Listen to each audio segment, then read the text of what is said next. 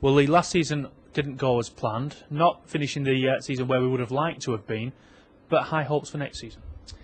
Yeah, most definitely. I think with the board in place now, they obviously got high hopes. From what they've said, it looks, well, sounds very interesting. Hopefully a manager will be appointed within the next couple of days, and then he can have, full reins of getting the club back in the Premiership. The team would have liked to have been in the Premiership by now, enjoying a summer, thinking about life in the top flight. That wasn't to be, but we're not the only ones, are we? The likes of Norwich and Leicester, Southampton all start with us a clean slate next year.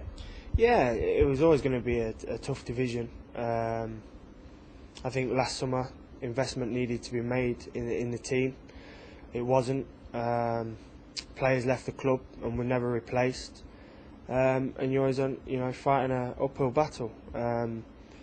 It's interesting to see the clubs that have been promoted invested in the squads from the previous years. You look at Watford and Leeds now in the playoff final, both investing money in their squads. Especially Leeds, they spent nearly £3 million on strikers.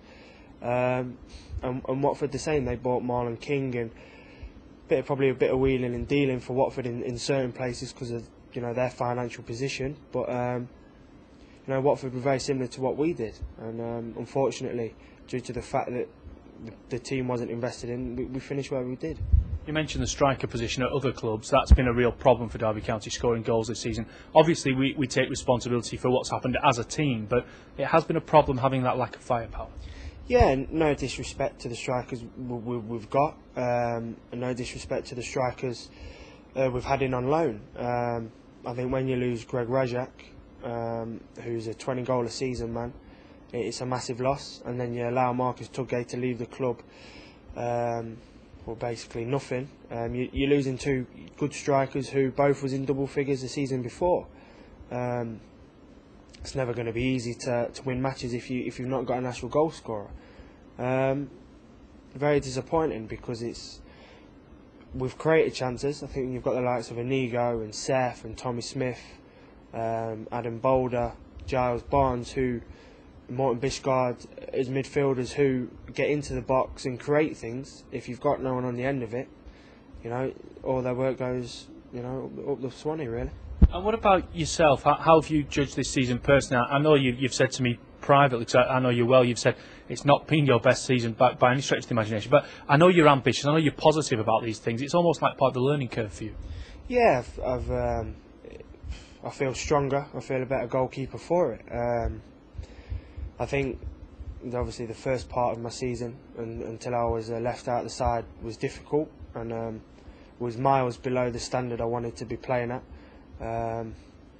But obviously the period out of the team, rightly or wrongly, was Phil Brown's decision. It was well publicised.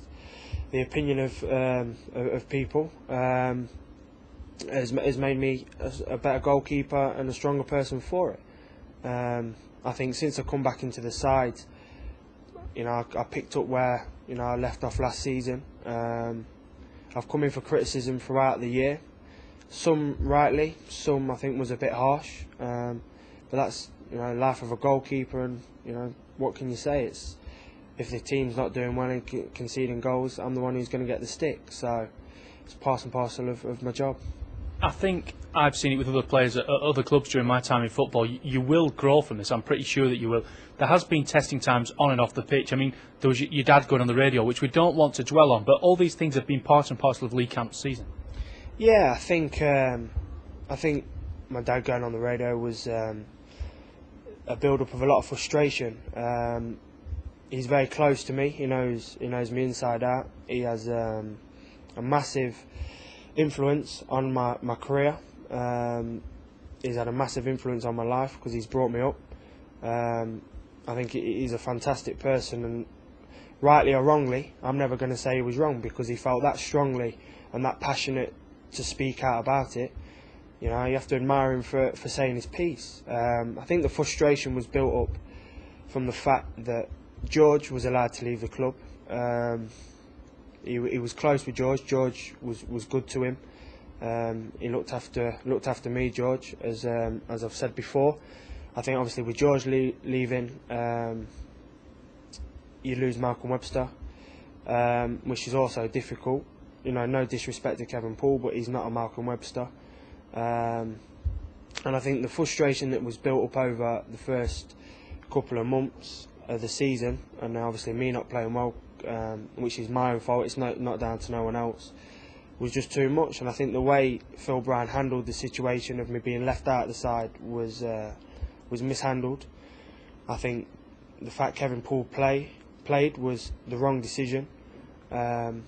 Lee Grant had worked hard, deserved his opportunity to go into the side, and never got it. And I think the way it was handled was, you know, it was probably a natural reaction to lose his rag as he did.